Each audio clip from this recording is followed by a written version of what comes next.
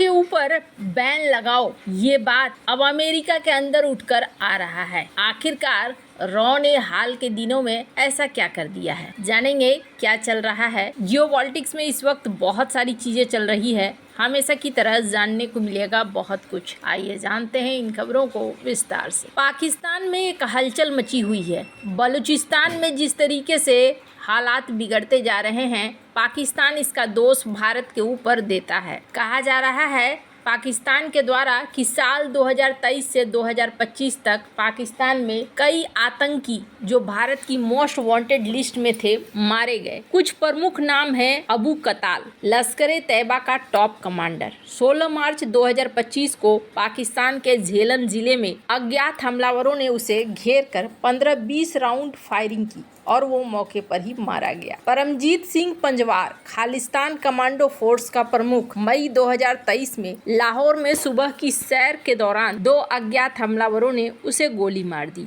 रियाज अहमद, लश्कर-ए-तैयबा का भर्ती प्रमुख, 2023 में कराची में एक सुनियोजित हमले में मारा गया। ये हत्याएं एक खास पैटर्न को दिखलाती हैं। सभी हमले अचानक, सटीक और बिना सबूत छोड़े हुए। रिपोर्ट में संकेत भी दिया गया कि इसके पीछे कोई शक्ति हो सकती है। तो वहीं पाकिस्तान सीधे सीधे भारत का नाम ले लेता है। भारत को लेकर कहा जाता है कि रॉ और आईएसआई के बीच में एक सीधा संघर्ष है। दोनों एजेंसियों का इतिहास एक दूसरे के खिलाफ गुप्त ऑपरेशनों से भरा हुआ है। रॉ की भूमिका भारत पाकिस्तान युद्ध के दौरान रॉ ने पूर्वी पाकिस्तान में मुक्ति वाहिनी को हथियार, प्रशिक्षण, खुफिया जानकारी दी।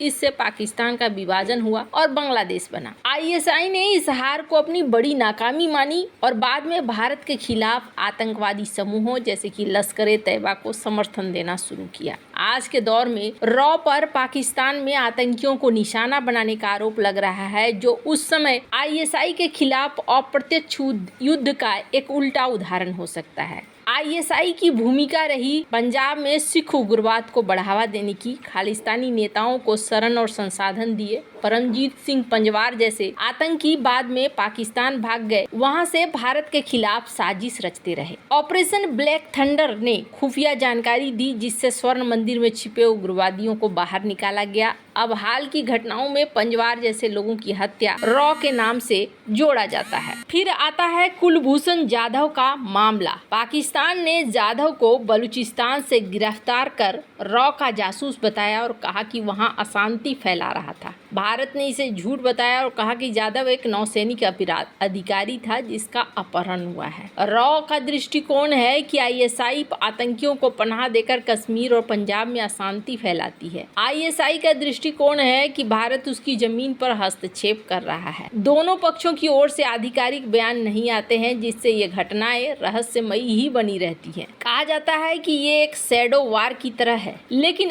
अब ये एक बार फिर से चर्चा में आ गया है और चर्चा में आने के पीछे कारण है अमेरिका की एजेंसी। दुनिया भर के देशों के प्रवासियों को हथकड़ी पहनाकर आतंकियों की तरह मिलिट्री जहाजों में भेजने वाले अमेरिका ने धार्मिक स्वतंत्रता पर भारत को ज्ञान दिया है। अंतर्राष्ट्रीय धार्मिक स्वतंत्रता पर अमेरिकी आयोग ने मंगलवार को भारत में अल्पसंख्यकों की स्थिति पर टिप्पणी की। इसमें कहा गया कि भारत में अल्पसंख्यकों के साथ बुरा व्यवहार हो रहा है। अमेरिकी आयोग ने भारत की जासूसी agency research and analysis wing के खिलाफ प्रतिबंध लगाने की सिफारिश की। इसके लिए उसने सिख अलगाववादियों के कथित हत्या में भारतीय एजेंसी की संलिप्तता के बेबुनियाद आरोपों को आधार बनाया। रिपोर्ट्स में भारत की जासूसी एजेंसी के खिलाफ एक्शन की बात कही गई, जिसके साथ वॉशिंगटन ने चीन की साझा चिंताओं को देखते हुए घनिष्ठ संबंध बनाने की कोशिश की है। विश्लेषकों का कहना है कि वॉशिंगटन ने लंबे समय से नई दिल्ली को एशिया और अन्य जगहों पर चीन के बढ़ते प्रभाव के प्रतिकार के रूप में देखा है। रॉयटर्स ने अपने रिपोर्ट में कहा कि इस बात की संभावना बहुत कम है कि अमेरिकी सरकार भारतीय जासूसी संस्था रॉ के खिलाफ प्रतिबंध लगाएगी, क्योंकि पैनल की सिफारिशें बाध्यकारी नहीं होती हैं। बाइडेन प्रशासन के दौरान अमेरिका में कथित तौर पर सिख अलगाववादियों को निशाना बनाए जाने के आरोपों को लेकर नई दिल्ली और वॉशिंगटन के संबंधों में असहजता देखने को मिली थी। वॉशिंगटन ने एक पूर्व भारतीय खुफिया अधिकारी विकास यादव पर अमेरिकी नागरिक कुरबत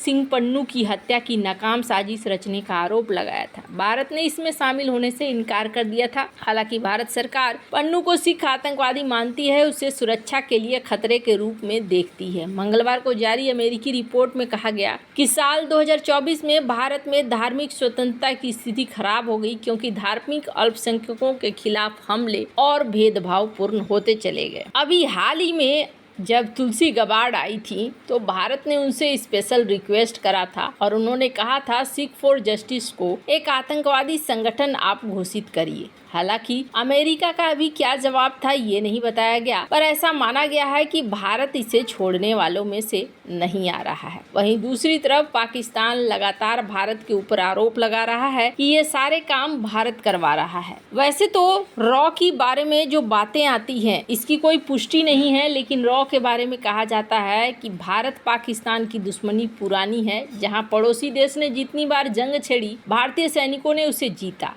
इस दौरान पाक का साथ अमेरिका ने भी दिया, लेकिन भारत का कुछ ज्यादा न उखाड़ सका। रूस भारत का लंबे समय से मित्र रहा है, उसने भारत को सपोर्ट किया। हालांकि यहाँ हैरानी की बात यह है कि भारत की खुफिया एजेंसी रॉ कुछ बड़ा करने के फिराक में था। ये 1970 का दशक था। भारत पाक 1971 युद्ध के बाद अमेरिका के नई दिल्ली के साथ संबंध कुछ ज्यादा अच्छे नहीं थे। इसी युद्ध में अमेरिका ने पाक का खुलकर साथ दे दिया और बंगाल की खाड़ी में अपना विमान वाहक पोत USS इंटरप्राइजेज को भेज दिया। हालांकि इस घटना के बाद भारत ने अमेरिकी नौसेना की गुप्त जानकारियों की आवश्यकता पर जोर देना शुरू कर दिया और इस कड़ी में रॉ का काम शुरू हुआ। भारत की खुफिया एजेंसी यानी कि रॉ ने अमेरिका की जासूसी के लिए वैश्विक खुफिया गठबंधन बना लिया था। सबसे हैरानी की बात यह है कि इसमें अमेरिका का साथी भी मौजूद था। तब प्रधानमंत्री इंदिरा गांधी ने रॉ अमेरिकी जासूसी करने की खुली अनुमति दी थी। तब पहले प्रमुख एन काओ को ये काम दिया गया, लेकिन काओ जानते थे कि ऐसा रॉ अकेला नहीं कर सकता है। तो इसके बाद रॉ ने सबसे पहले सोवियत रूस की KGB से अमेरिकी सेना की खुफिया जानकारी मांगी, लेकिन वो काफी नहीं था। वहीं ब्रिटेन, इजराइल जैसे देश जो अमेरिका के करीब थे वे भारत की मदद नहीं करते, लेकिन अमेरिका का एक और साथी फ्रांस ने दिया रॉ का साथ। बी रमन ने काउ बॉयज ऑफ रॉ पुस्तक में बताया कि फ्रांस कागजों पर तो अमेरिका का सहयोगी था, लेकिन वह अमेरिका पर खुलकर भरोसा नहीं करता था, जिस कारण वह रॉ और भारत की मदद करने के लिए सहमत था। जहां काउ ने फ्रांस की शीर्ष विदेशी खुफिया एजेंसी एसडे के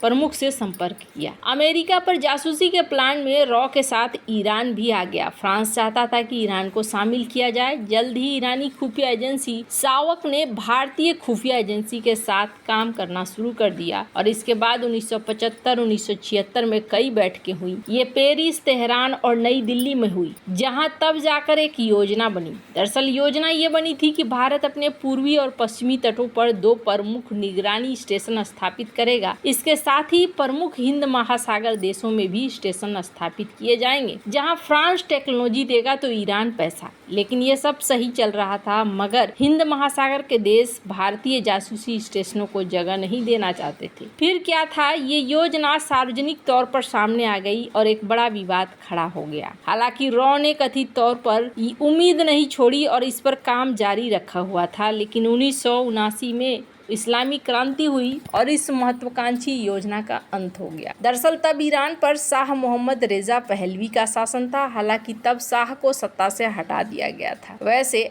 आपको क्या लगता है, इन सब मामले में आपकी क्या राय है? कमेंट कर जरूर बताएं। जल्द मिलते हैं अगली वीडियो में नई खबर के साथ।